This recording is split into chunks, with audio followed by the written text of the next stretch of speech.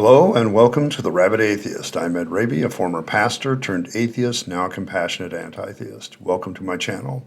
Like and share this video. Join the Rabyd Nation, a nation of people dedicated to normalizing atheism and deconversion by hitting that subscribe button. And if you want to support the channel in a more tangible way, hit the join button and your membership options that lead to citizenship in the Rabyd Nation will be presented to you. Welcome to the Deconverters Bible Study. I'm rotating a few things, but today I am continuing the Bible study entitled Tongues of Fire, where I'm looking at the book of Acts through the eyes of Pentecostal theology, and then making some observations that I would have had as a Pentecostal minister, and then shift to how I look at the passage today and how I've deconverted from Pentecostal theology. And we've reached the point in the book of Acts where we're at Acts chapter 5, and today we're looking at the story of Ananias and Saphira. I have already kind of looked at this passage in my When God Kills series as an example of God's arbitrary and capricious judgment.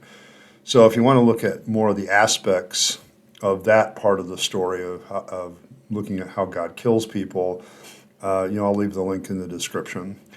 But today I'm looking at the story through the eyes of a former Pentecostal. What is the Pentecostal theology derived from this passage? One of the things, as you can imagine, Pentecostals think in regarding to this passage actually has to do more with putting to the seriousness of the idea of giving to the church. There's already in Pentecostal theology a well-developed theology, I suppose, of tithing, using both the Old Testament and the New Testament to kind of create a doctrine of tithing and giving to the church. And in Pentecostal theology, putting in supporting sac. I don't know that this passage necessarily is this main text on tithing. I'll get to that in a minute, but it's more a talk of how serious giving to the church is, okay, that there are serious spiritual and real world consequences or benefits to giving to God or not giving to God. And Pentecostals tend to use this story as a very real story of how it can have grave consequences to not do, the extreme of not giving God what is his could be death, okay? When I was a Pentecostal, this passage was referenced in many sermons I heard on tithing. Not so much tithing is taught here, but to deny God what is his. Then there could be some serious consequences, very dire consequences for your life. The fear that you are denying God his cut and that he would punish you for it is the main theme of this passage to most Pentecostals. When you couple this with the idea of seed faith idea from some Pentecostal charismatic theology, you get this really hard carrot and stick kind of analogy, Don't deny God what is his because it can have fearful consequences. And why would you want to deny what God is? Because it leads to spiritual blessings or physical blessings in this world. So you have this really, if you're thinking about not giving to the church, oh, well, I don't want to do that because God might get me and I wouldn't want to rob myself of any blessings that God would give me. So in Pentecostal theology, you kind of have, this is kind of the carrot and stick story where the stick is pretty much there. Now, I'm thankful that today, now that if I switch out of my Pentecostal minister mode, that's how I would have looked at this passage from a giving standpoint. There were other things in the passage, of course, from a standpoint of God's justice and so on and so forth. And back then, trying to preach that God is just for killing people that simply don't give him his cut. If that sounds familiar, yeah, that's pretty much any gangster story you can think of where a protection racket. Basically, it sounds like a protection racket, doesn't it? And that's kind of the way the theology comes out. Now, I am today, as a person who's an atheist, don't think that this is a real story. But I think it's a story created by the early church followers to invoke fear of God when it came to giving. As I have said many times before, Acts is purely for the Bible tells you so. There's no outside collaboration of any of the events contained in the pages. It comes down to the writer collecting these oral stories of the early church and putting them into an organized form. If the writer of Luke and Acts is the same person, and I think there's some pretty good internal evidence that it is, that's what that writer is doing. He's collecting the stories and he's trying to put some organized, timeline to the whole thing, to trying to keep it an organized narrative.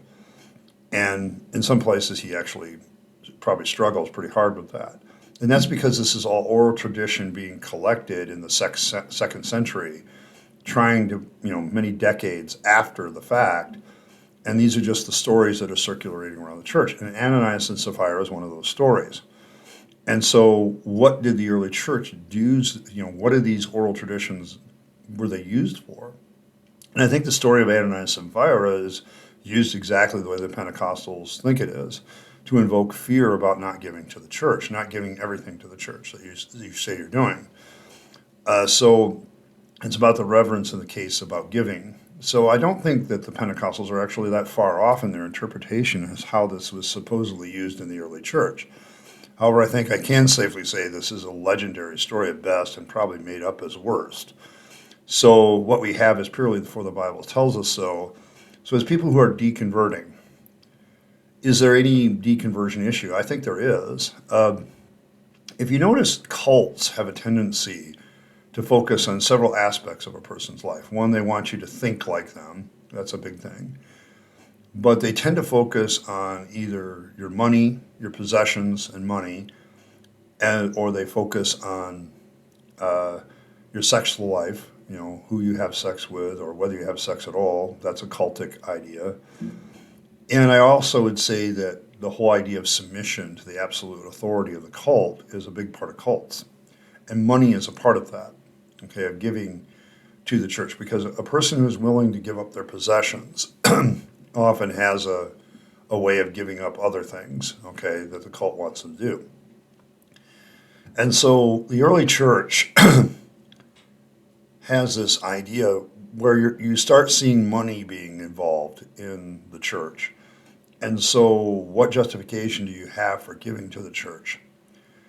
And so for me, as somebody who deconverted from this, I was taught all my life about tithing and how it leads to blessing from God. And this story of Ananias and Sapphira was invoked constantly during that time, during my formative years, about, you don't want to deny God what is his. I mean, Ananias and Sapphira basically died as an example for everybody else. They were the first ones that screwed up. God made them an example. So now don't be like them because you could end up with the same kind of fate. And this fear factor about not giving, I remember many times in my life when I was a Pentecostal minister and when I was a Pentecostal believer, where I'd think about not tithing that week and the fear that would come over me, okay, this terror that, if I don't give to God, could I end up like Ananias and Sapphira? And it seems silly to me now, but there's a real indoctrination element when it comes to giving to the church. And this isn't just cults, this is all religion. There's always this, if you don't give, there won't be consequences, or if you don't give, you won't get the benefits. It's all wrapped up into this religious stuff that you believe so strongly in the religion, so believing the teaching about money or possessions or whatever is also there, okay?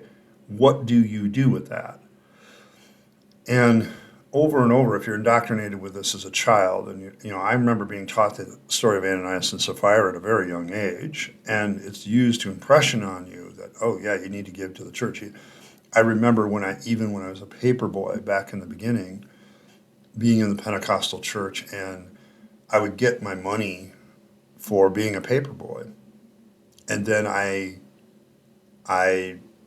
don't know what to say, but I would take out 10%, throw in a little extra, and throw it in the offering plate. That's how long this indoctrination of giving went on. And I remember the first time that I didn't write a tithe check. I was working at the world's largest brick and mortar at that time. I had just left my church. I managed to find a job. And I remember getting that first paycheck. And I remember going through the routine of just, I'm going to give my money to, and then I remember, I don't really have to, do I? I don't really believe in God, and I don't really believe, I remember thinking at times during the 2 years I was an atheist and a minister, man, I'm wasting my money here giving to the church. But if I don't, I have to do it to keep up appearances, you know. And then when I no longer had that pressure, it was like I still had this tinge, this fear. Well, if I don't write it to somebody, I got to write it to somebody. You know, it's like I got to give the money to somebody. And then I thought, no, I really could use the money right now. You know, it's like it's this whole debate and struggle that still sticks with you as somebody deconverting about the giving factor. Now, a lot of people who deconvert change their giving habits. They don't necessarily give to God. I know a lot of people who started just, you know, I'm so used to giving 10% of my money to something that they decide, you know what, I'm just going to give it to charity, or I'm going to give it to a noble cause, or I have a friend who's struggling, or maybe I'll keep the money in my pocket. If I see somebody struggling, I can help them out, something like that. But I think the greater aspect of learning you overcome this whole indoctrination about giving money is when you keep it for yourself and you spend it on something for yourself. I remember getting that first paycheck and having that 10%. Well, what am I going to give it to? And I said, you know, I'm not going to give it to shit. Instead, I think I remember I bought something for myself, and I don't even remember what it was. But I remember the feeling of buying something for myself with 10% of my money. I said, nope, I'm going to spend 10% of my money on something for myself. And the liberation, the feeling of that somehow this cultic mentality of giving to the church was off my head. And I didn't have that anymore. I didn't have this desire. It's amazing to me that now, as I look back at it, you know, it's been 5-6 years now that I haven't given a dime to the church. You know, today, yesterday it marked, my 9th anniversary of not believing in Christianity. Today's the 28th of May. So I look at it now and it's like, I don't even think about giving 10% to the church now. It's an indoctrinated method, but I don't know how strong it is. I think if you come out of a very cultic environment where giving to the church is expected so highly, that I think you're going to have a harder time with it. But for me, it was a hard time for about a year, keeping my own money and spending it on myself. I think I deliberately tried to make sure I spent it on myself so I would get over the hump of doing this. And it's the stories of Ananias and Saphira. And it brings up the question, whose greed killed Ananias and Saphira? Because I look at this story and I go, well, who's being greedy here? God, the apostles, or Ananias and Saphira? Ananias and Saphira, it was their stuff. And Peter even says in the story, was it not yours to give or keep? Which is really weird that it ends in death at that point, but that's in my other series. But whose greed was it? It apparently to me that God is so greedy for your money that if you don't give him his cut, he'll kill you. Okay, if you lie about how much you're giving him, he'll kill you. That is straight up mob boss. Okay, it is straight up mob boss mentality. It's an extortion racket. And religion causes people to accept the greed of God. This whole tithing thing allows you to accept the greed of God, that God is greedy for your money, because, God is all-powerful, omniscient, but just can't handle money. And so he's always got to have this inflow. And now the reality is when you're deconverting, you realize that this is all a scam. It's really a scam, the whole thing.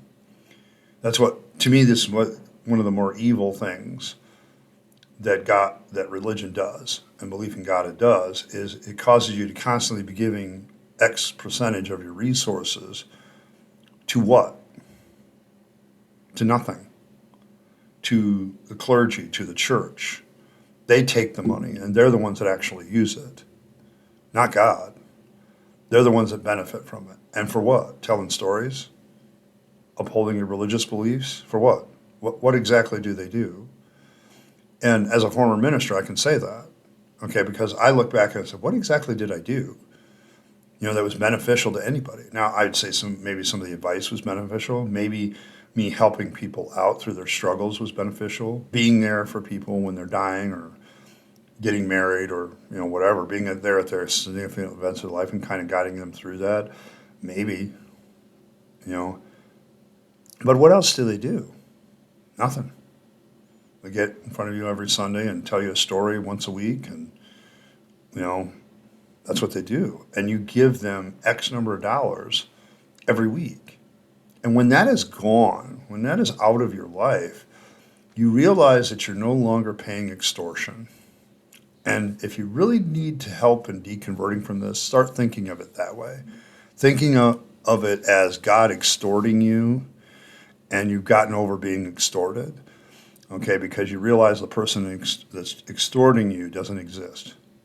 It's an imaginary mob boss, and you can get over that. Well, that's my thoughts on this passage. I was just puzzled by the question, whose greed kills in this passage? Ananias and Saphira's or God's? And it seems more likely that seeing God as the one that did the killing, it's his greed, because once they're dead, they don't have any greed anymore. But God is still, using the story to propagate this idea, you better give or else. And so, that's kind of how I look at it today. So I'd like to hear your thoughts on it. Some of the people, some of you struggle more with this one than others. It's interesting how deconversion issues, some things are easy for people to just throw off because they never liked it in the first place, and other things they struggle with. And I know tithing for me was a big struggle when I was an atheist pastor, but once I was no longer there, it probably lasted maybe a couple weeks more where I'd had that tinge of fear from that, that lifetime of indoctrination where your nervous system is channeled a certain way. But I got over it pretty well, and so maybe it was something that always bothered me. But other people, they struggle with it, and so they find other ways and avenues to give their money. But I'd be interested in hearing your stories, what your thoughts are on this passage. So, do the things that you do as YouTubers. Thanks for every like and share of the video. I appreciate that. I want to give out a shout out to my members, to my citizens, to my Rabyd citizens, and to my tribunes. You members really make this channel worth it. Just a kind of a reminder that there's now a $2 level for membership to become a citizen of the Rabyd Nation. So it doesn't cost that much, and I always appreciate all the support. Thanks for all the super thankers that have thanked me in the videos the last few weeks. Thank you very much. Appreciate you. And as always, live your best life. You only get one go around and then it's over. So you want to take your time, your money, your opportunities, and spend them on yourself and on the people you love and care for, and to make this a better world. And don't waste them on the trappings of religion and faith, because that's a dead end. I speak from experience. And as always, thanks for stopping by, and I'll catch you next time.